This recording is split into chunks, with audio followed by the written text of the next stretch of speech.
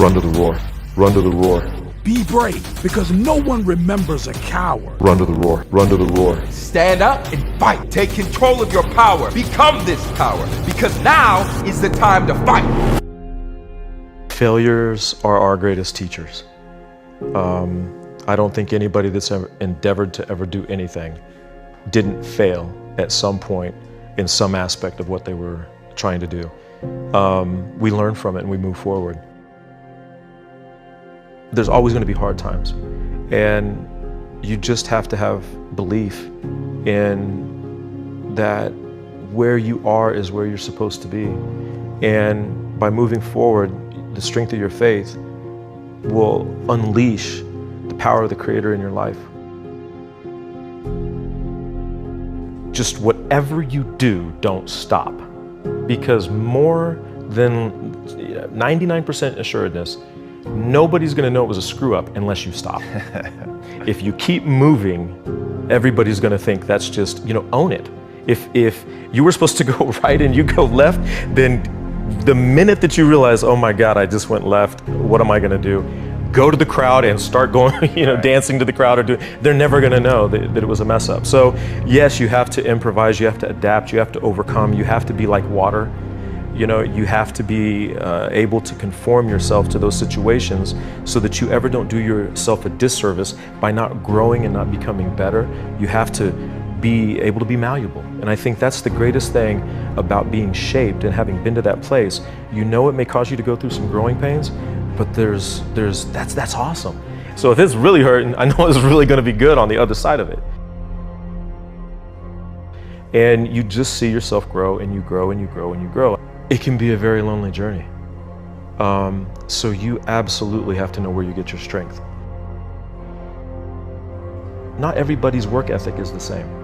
So if you don't feel like you're up to that place right now to run a marathon, how do you start training for a marathon? By running more and running more.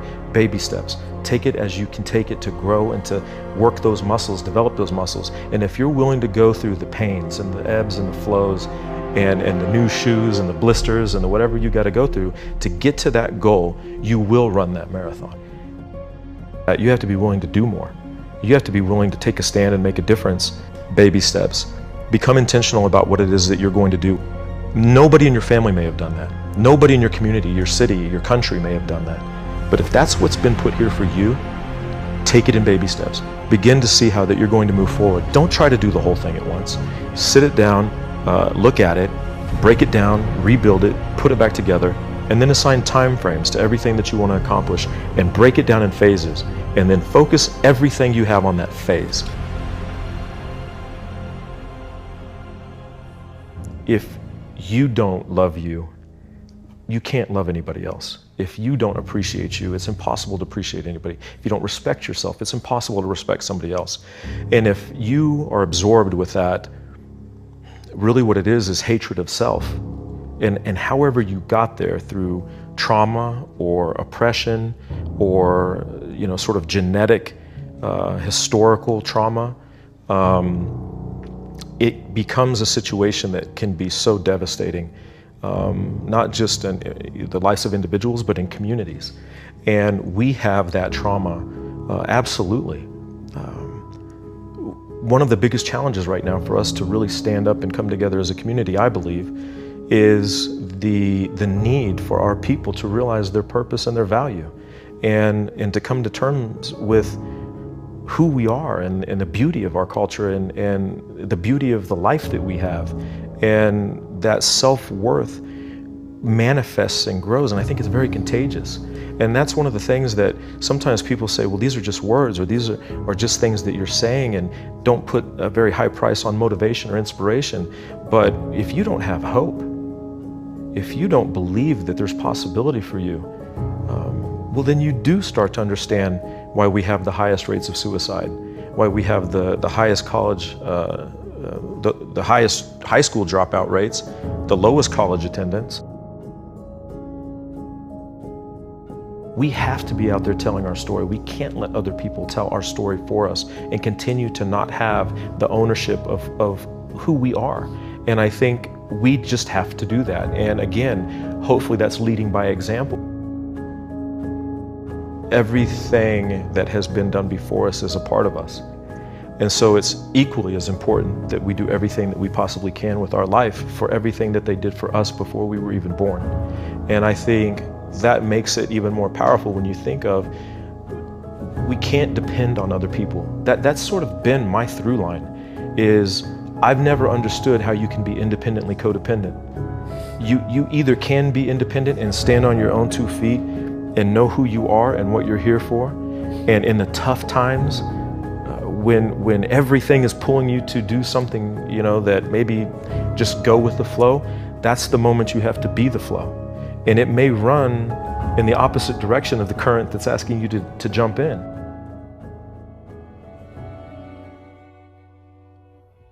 I think confidence comes from doing, trying, failing, correcting, and then doing, trying, failing, correcting, doing, trying, failing. Or if it's not your own journey, hopefully it's not, doing your work enough to look at what you're going to get involved in, or people around you, and identifying where other people are having a hard time and correcting off of their mistakes. You don't wish anybody bad, and you don't want to see anybody fail, but if you can look at that situation and say, wow, I know that when I do X, I need to kind of be prepared to move right and take 2 steps forward, let me file that one. So being aware of whatever it is that you're going to get into, or whatever is passionate about you. But I think that you really have to understand that if it's your dream and that you're moving forward to accomplish your dream, don't let anyone ever take that from you. Don't let anyone kill your passion about what it is that you feel innately is what you're supposed to do, what your journey is. That's yours. That's almost been ordained to you, specifically, uniquely, that you may be the one person that's able to move that forward. Don't let anybody rob you of that. And it's gonna happen. People are going to doubt you, people are going to, and as you'd mentioned, there's going to be people that just don't see it, they just don't get it. And it sucks. It's hard to maintain that excitement. I think the other thing right there in that window is, absolutely be about it if you expect other people to be about it. If you want people to be 100% excited, understand you got to be 150% excited about it. Nobody is ever going to be more excited about what you're doing than you. So you better be on fire about it. If you walk in with your head down, or you don't feel that this is something that you really, at the core of your being, believe in, then you're not ready to walk in there yet. Don't go until you know it better than no one else, that you know it better than anybody else on this earth. That's vital. You have to know what you're doing. You have to know every bit of it to the best of your ability so that you can talk about it. Because the minute they see you flinch, the minute that they see you not know, or you start to make it up as you go, I think that's where people start to lose confidence in who you are, what you're about, what you're talking about. I think every successful person always looks at other successful people as, especially in their field, or a field they're endeavoring to get into. Why fix it if it's not broke? You just have to find your piece of it that you bring to make it you. But if they're doing it and they're doing it incredibly well, sit back and look at it and find all the ways that you can take that great model, fix it where you feel like it needs to be fixed, make it you, and then can you add to it? Can you put something on top of it? And then you take that and really, that's when you start to really do the work and sit down and study each piece of it. And then you assign the timeframes. I think the timeframes, the timelines are the critical piece to it, because that's where so many people go from just having a hobby or a dream. And I'm sure many people understand that dreams are tough, because without a time frame, a timeline, they may just stay dreams. When you assign a time frame and a plan of action to it, it can become a goal, and then it can become attainable. And I think that's what you have to do, is it makes it very present then. You have your work cut out for you, you know what you need to do, and now it's just about doing it.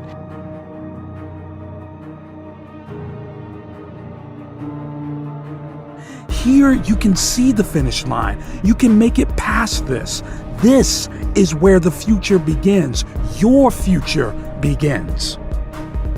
Limits are here for you, made especially for you. This is what changes you.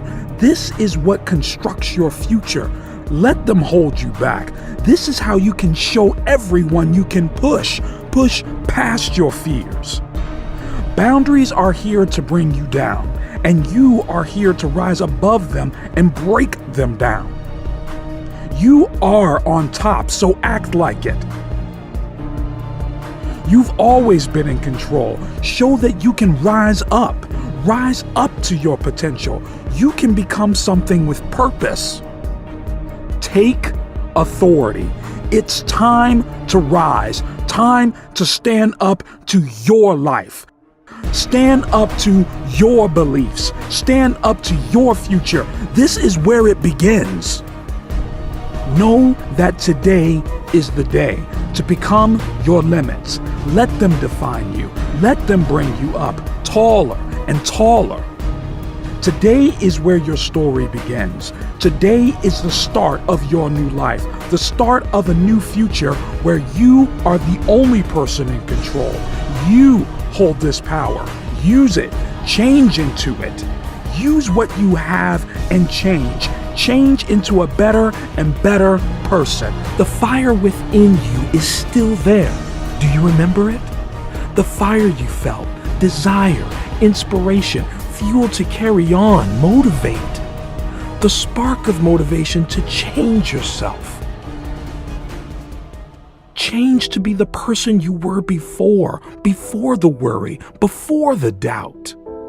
Today you will place your hand on your chest. Feel the soft pulse of life echoing through your body. Touch your skin, warm, life-fulfilling. You run through you. Appreciate that first. Appreciate yourself before you can appreciate anyone else. Then appreciate your body for keeping you this way. Thank yourself for sustaining it, keeping it healthy. Today is the day you clean your room. Clean yourself. Physically wash the doubt off your body.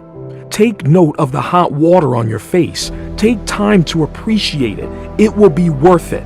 Time will tell. Every day, try something new. Walk through the park, the street. Value each step your feet take. The soft beat it creates. Power through. Learn to take challenges. Power through the pain. Power through. It's time to confront your issues. Meditate. Treasure each breath as your body rises up and down. Follow the rhythm. Don't count the seconds. Count the moments. Don't wait for tomorrow. Take today to improve yourself. Set your routine. Set your boundaries. Finally, take control of life, and soon you will love and appreciate yourself just as others appreciate you. Grasp this moment. Don't wait.